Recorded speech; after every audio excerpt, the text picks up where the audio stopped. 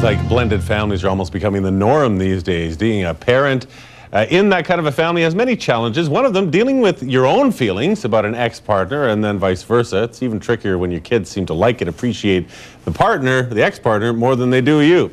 It's all pretty tough stuff. To talk more about it, we're joined by psychologist Dr. Ganz Ferrance, who's joining us. Nice to see you again. Welcome. Thanks a lot. What is the #1 most important thing for blended families and parents to remember?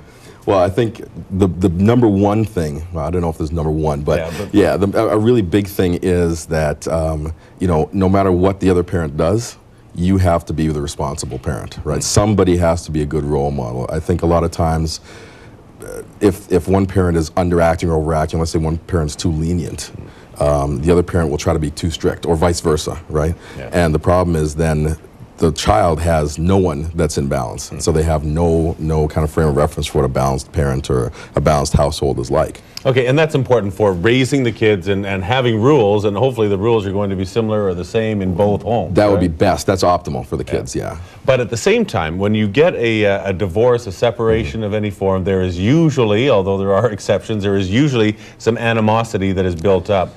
That is very difficult for these two ex-partners to hide. Right, right. I think, you know, both parents, regardless of what their relationship is to each other, at least they have the kids in common, and they do have the child's welfare in common, even though sometimes they may forget that and try to, you know, get into their own kind of pettiness, right? Mm-hmm. But it's very important to keep that in the forefront of what you're thinking about when you're looking at not only decisions for the child, but also how you relate to each other. Because the problem is that kids know innately that they come from half the mom and half the dad, right? So when if I spoke poorly about the child's mother, the child takes that in and makes that a part of their identity. It says, well, okay, if mom is bad, I'm half mom, then I must be bad too. So it really hampers their identity. Or quit attacking somebody I also love. Right, all that stuff. Well, I mean, you know, there's the anger and the stuff that will come back to the parent, but there's also the sort of lasting, more damaging self-esteem issues that get built into the child, right, based on what's being said or the attitude toward the other parent. Still, easy for you to say. Well, you know, easy for me to say, yeah. Sitting here in this situation, not being in somebody else's family. What if the ex-partner is just a jerk? What do you do in those kind of situations? Again, I think you start the first line of defense, I think, is always communication. You go and you speak with that individual, trying to help them see that the child's benefit and welfare is what's paramount, right?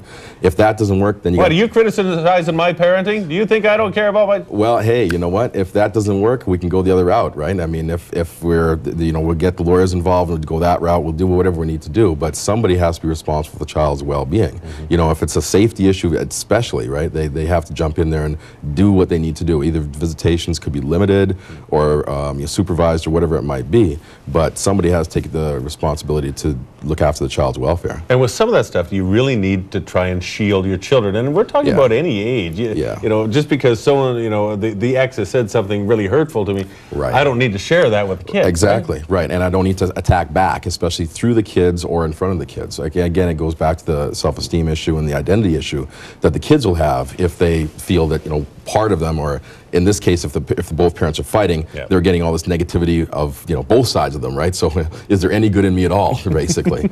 You know, they're both horrible, so therefore I must be as well. Exactly. What about the scenario where you end up having one parent who's a primary caregiver, and the other one is less likely to see them as often, but tends to spoil in that kind of a situation? Now, if you're the primary caregiver, I think if you're the spoiler, you should just stop spoiling. But if you're the primary caregiver, what strategies do you suggest for being able to deal with that kind of a situation? Kids can come home and then go, you never let me do anything. That's right. It is very difficult. It is very difficult. I think, you know, again, the really important thing to think about is what's in the best interest of the child. Don't get into a competition with the other parent. You're not going to be able to win that, because if you're the custodial parent, you have the children most of the time.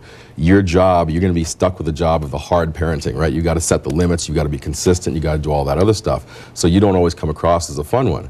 But you can build fun into your life with the kids, so there's nothing wrong with that. Don't try to, like, overcompensate. If this one's, you know, like I said, you know, Disneyland every weekend or whatever, okay, well, when you're here, we're laying down the law. That doesn't work.